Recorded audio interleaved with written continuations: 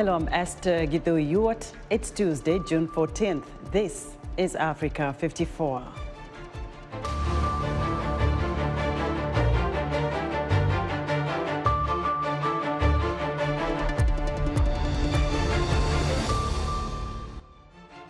Britain's controversial first flight to take asylum seekers to Rwanda is set to depart on Tuesday.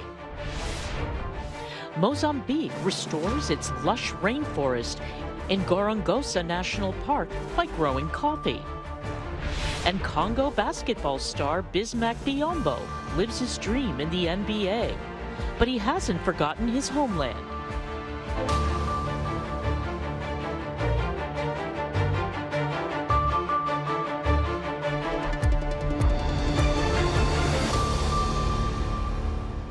Britain's first flight to take asylum seekers to Rwanda is set to depart on Tuesday. The British government is warning anyone who avoided it through last-minute legal challenges will be put on a later flight, despite the outcry from critics. Britain has reached a $148 million deal with Rwanda to send some migrants who arrived illegally to live in the landlocked African country.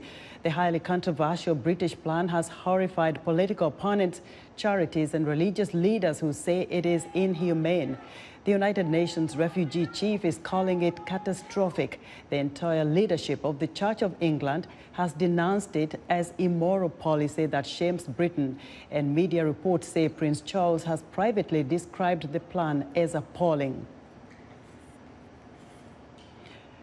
Amid the outcry and legal challenges, some who came to the East African country under earlier arrangements say the new arrivals have a difficult time ahead.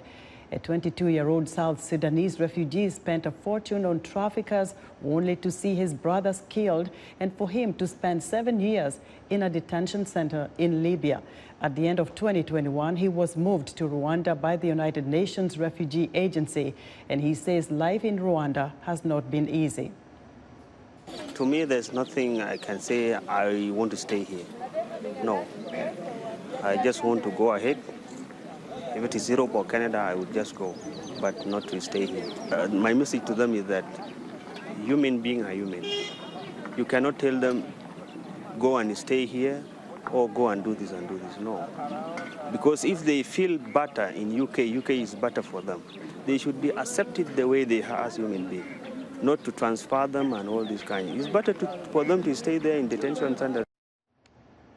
Migrants who sought better lives in Britain are expected to find fewer chances to pursue their dreams in Rwanda, even as officials there describe their country as having a proud history of welcoming those in need. Hundreds of people sent previously to Rwanda under the deal with the United Nations have since been resettled in third countries, according to the UN Refugee Agency. But migrants sent to Rwanda under the deal with Britain must apply for asylum in Rwanda. For more on migrants' deportation to Rwanda, I'm joined live via Skype from Kigali, Rwanda, by reporter Eugene Owemana. Eugene, welcome to Africa 54. Thank you so much, Esther. What are officials saying is the exact time that these migrants will arrive in Kigali? Yeah, thank you so much. The exact time is not known yet, but the day is tomorrow. The government spokesperson, Yolande Makolo, announced during the press conference, which is just concluded a few hours ago. She said they will arrive tomorrow, but she didn't mention the exact time they will be here in Kigali. Do we know what kind of official plans there are to receive them and where they will be residing? Yes, we know. Very recently, the Rwandan government unveiled the 3 facilities that will host those asylum seekers. One is $1 complex, another is Desire and Hallmark hotels. They gave journalists a tour to show them those facilities, and we were in those facilities. There's a swimming pool, there is gym, there are TV sets, there is all sort of entertainment facilities in those hotels. So those hotels are located in Rwanda's capital, Kigali, which is a bit different to the refugees who came from Libya who are settled in Gashora Center in eastern Rwanda. So basically, the government protocol is that they will be received by the ministry in charge of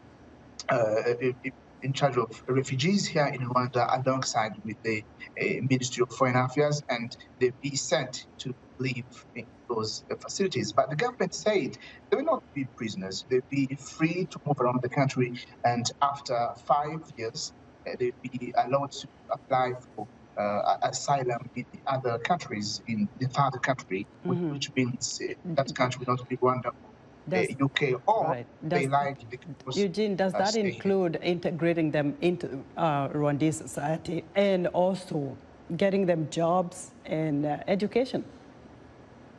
Exactly. The spokesperson, they said that if they want to stay in Rwanda, they'll be able to apply for that.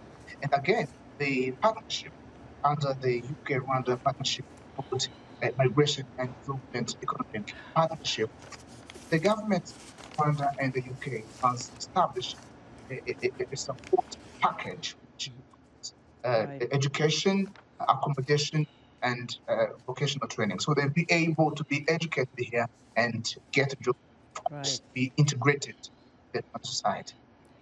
Eugene, thanks for your reporting. Eugene Uwimana is a Kigali-based reporter. The UN High Commissioner for Refugees, Filippo Grandi, warns that Britain's controversial deportation policy to Rwanda sets catastrophic precedent and is wrong. Britain has agreed to a deal with Rwanda to send some asylum seekers to the African country in return for an initial payment of $148 million and additional payments based on the number of people deported. A British court ruled on Monday that the first flight to take migrants arriving illegally in Britain to Rwanda can depart Tuesday. Grandi expressed deep concern over Britain's deportation plan.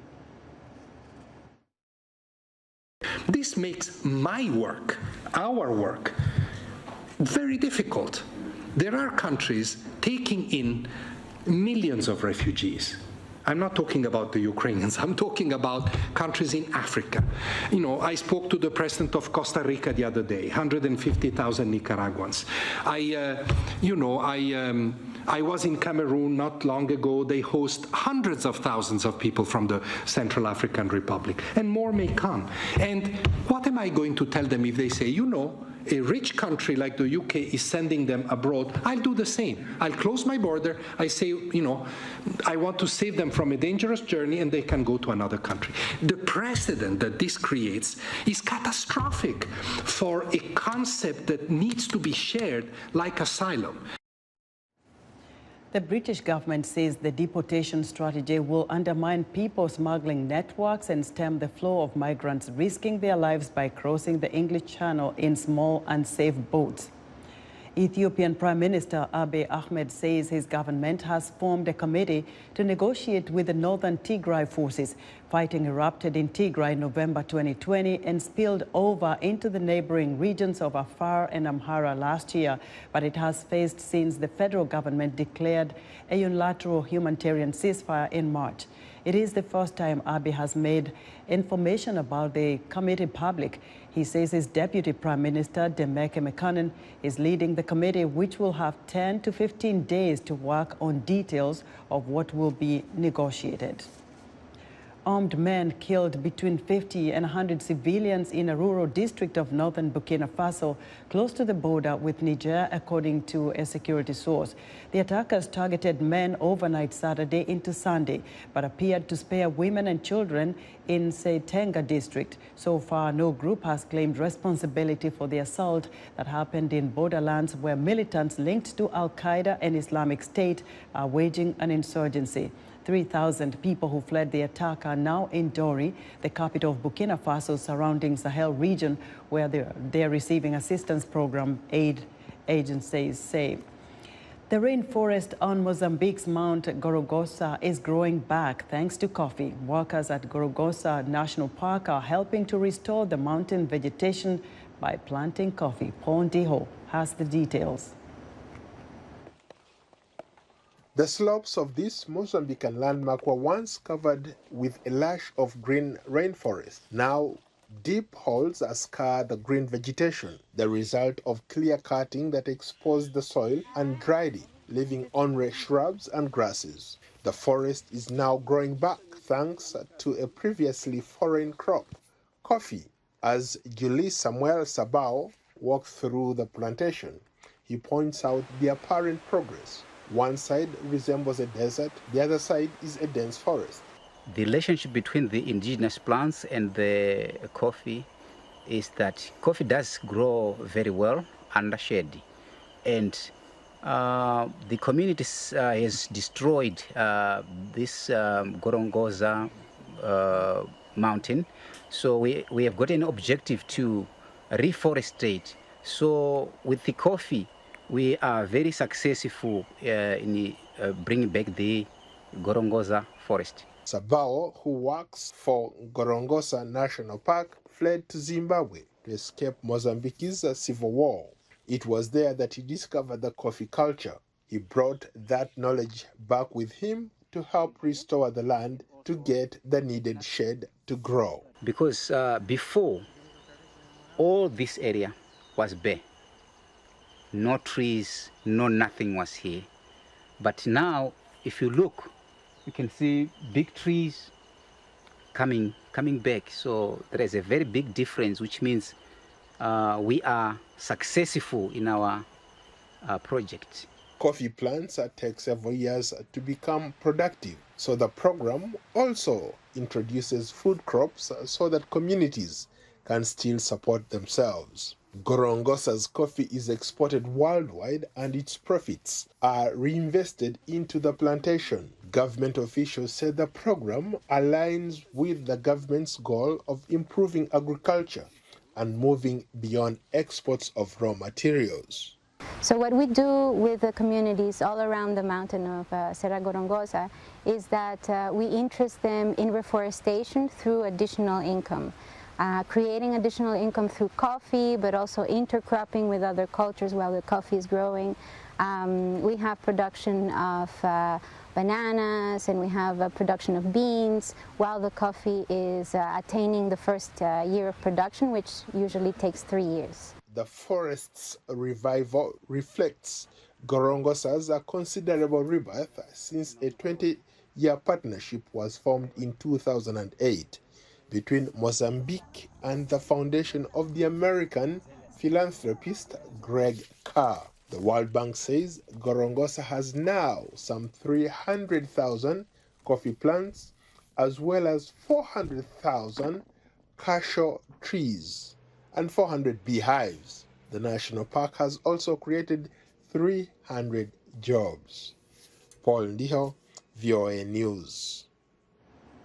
South Sudan is preparing to celebrate its 11th independence anniversary, one after a more than a 21-year-old war with Sudan. Ahead of this occasion, the Voice of America Tuesday hosted a panel discussion on where the country stands after its independence on July 9, 2011, and the country's plans for the future. Here are some excerpts from that discussion featuring Susan Page, the first U.S. ambassador to South Sudan, South Sudan's ambassador to the U.S., Philip Jada Natana, and author and retired Army Captain Najwok Dulwani. What I think people really want is peace. They want justice. They want accountability. And they want also... Not just independence. Exactly. They want more than that. They want also to be respected and to have their rights respected.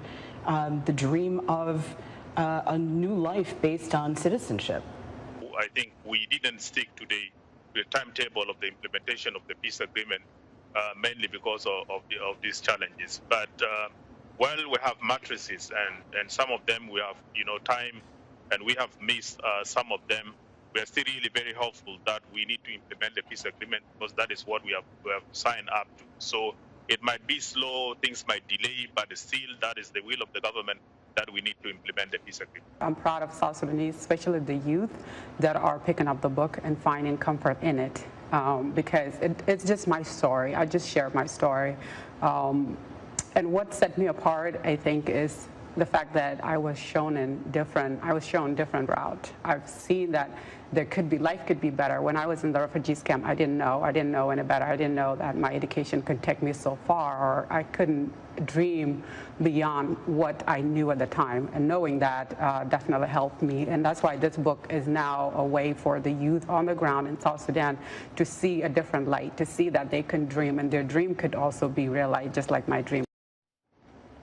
South Sudan marks its official anniversary in July. We'd like to hear what you think about Africa 54 and all our VOA Africa programs at voaafrica.com. Be sure to join us Wednesday for Paul Ndiho's Tech Report. Still to come, a Ugandan woman born with HIV shares her story to bring about change. But first, Hedy Adams tells us what's on tap for Wednesday's Straight Talk Africa. On the next Straight Talk Africa, a massacre at a Catholic church in Nigeria claims the lives of many and leaves a community shaken to its core. In the United States, a gunman opens fire at a school in Texas and kills children and teachers. Can anything be done to stop senseless mass shootings? Join me, Hedy Adams, as we discuss these issues on the next Straight Talk Africa. It's time for a health report, and joining us now is Africa 54 health correspondent Lino Mudu with information on advocating for HIV resources and support. Hello, Lino. Hello, Esther. Hello, everyone. Josephine Nabukenya is an international advocate for children living with HIV. The young woman from Uganda was born with HIV and discovered her status at the age of 8. She was able to benefit from services provided in her country by the Elizabeth Glaser Pediatric AIDS Foundation, a U.S. nonprofit organization that seeks to end global pediatric HIV/AIDS. As an adult, Nabukenya is now sharing her story to bring about change, educate, and inspire others in Uganda and beyond. I spoke with her to discuss her life, work, and advocacy.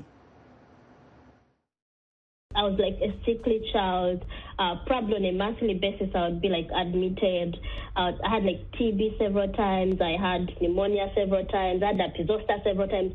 But unlike other children, like I pulled through. At the age of 13, I started taking ARVs. One of the biggest challenges I had in my life was treatment, because by then I was taking a syrup.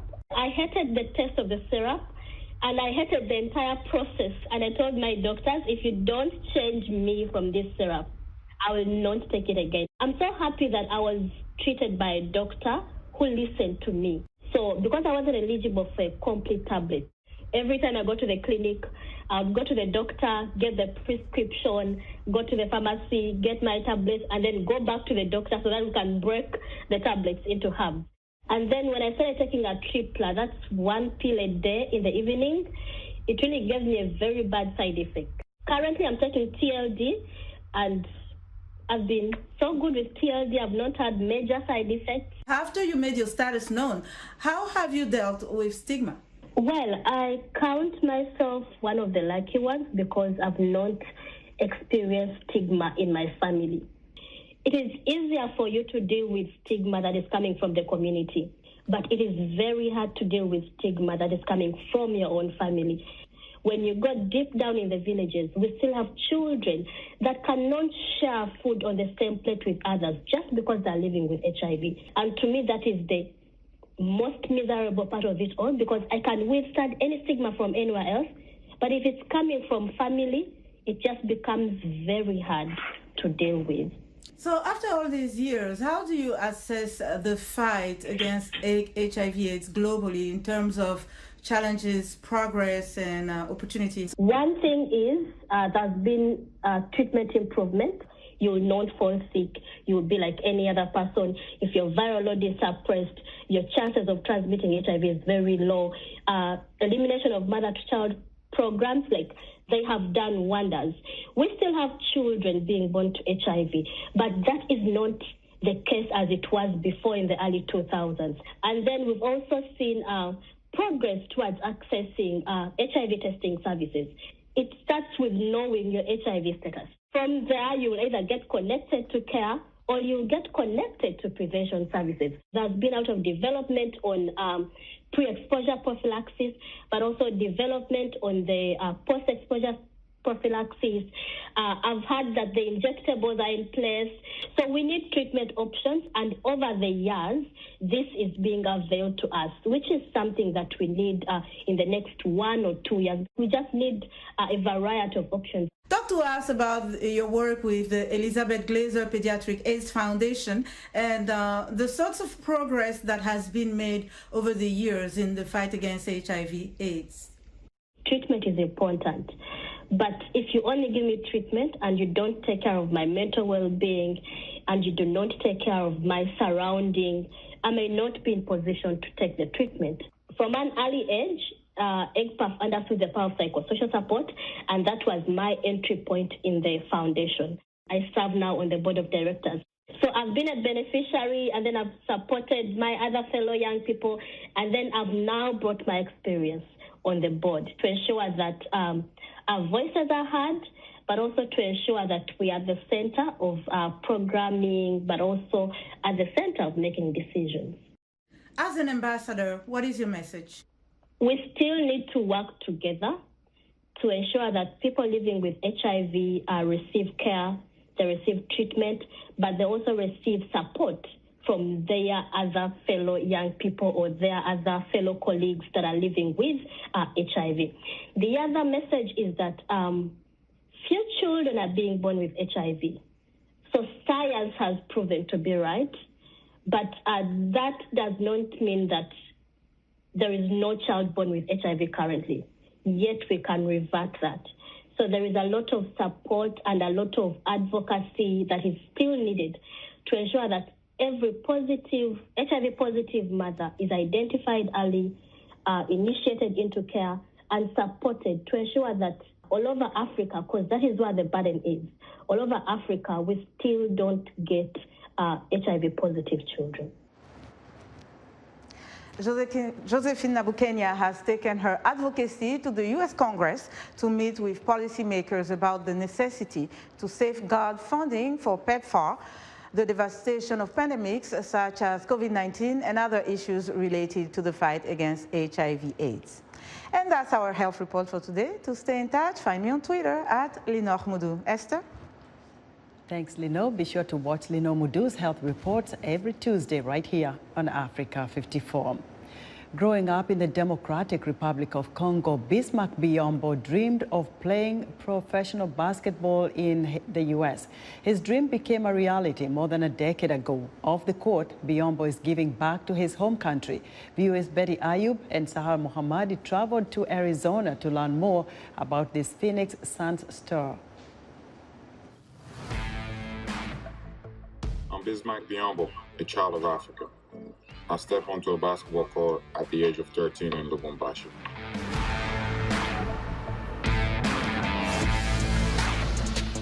I have a dream to play in the NBA, and at some point that dream turned into a goal, like I can achieve it and I must achieve it, and I'm going for it, you know, and nothing gonna stop me. As a kid, you know, they say you dream big, and you obviously gotta know your dream, see your dream, and go get it, right? But you need the support of people around you. And I was lucky enough to have, you know, parents that supported me. It was not an option to turn around and fail, because I was lucky enough that my dad and obviously eventually my mom believed so much in my dreams that they were willing to sacrifice and put up their own money for me to chase my dreams. We made those decisions for a purpose, and we live in a dream, and now we set bigger goals and we're going for it. In 2012, we launched the Bismak Biyombo Foundation to provide opportunities to children of the Democratic Republic of Congo. I grew up in an environment where giving was easy for my family. My mom, my dad, they enjoy giving, that for us it became like second nature. So as a day before I go home, I decided like I'm going to buy some shoes, call our equipment manager, just get a bunch of stuff, jerseys, short t-shirt, and I'll go home and give these kids, you know, an opportunity to have like new pair of shoes and all these things, because I didn't have a brand new pair of shoes, you know, so I spent my 16 years of being young wearing somebody else's shoes pretty much, you know. So I'm gonna do a basketball camp and I will be the DJ, I will be the coach. It was too overwhelming for me, but the joy you receive from them, I think I was so grateful for it. I remember going that day to bed to sleep like a baby. The foundation is currently building an international school in Lubumbashi, and each year we award more than 150 scholarships within the DRC and the US. My job becomes to inspire kids across Congo and make sure that we give all of them an equal opportunity. The more accessible and affordable healthcare is also at the center of our mission through our medical facility renovation, training, and equipment donations. There's an opportunity to make an impact, and I don't want to waste it. You know, my dad was 61, and for the first time, you know, he checked into the hospital. It's just one of those days you wake up, you have a feeling like I have to go home and take care of my dad. The situation was perhaps worse than I expected. If anybody would have told me to give up all my money for my dad, I would have, you know. And it's just, you know, nothing mattered at that moment but to help my dad get healthier. But when that didn't happen now, and that my dad has passed. So from that moment, I think the words, basketball, everything stopped, you know. And I realized is that I couldn't quit basketball because of what happened to my dad. You know, it'd be so disappointing because he knew how much I love basketball and he knew how much basketball have allowed me to help a lot of people. So then when I called my agent, what I kind of told him was, I'm going to play the game again because I think I'm ready. But also, we'll use this year's salary to help people back home. And I want to build my dad an hospital that will continue servicing people because he believed in one guy, which is me. And now we get to do it for him.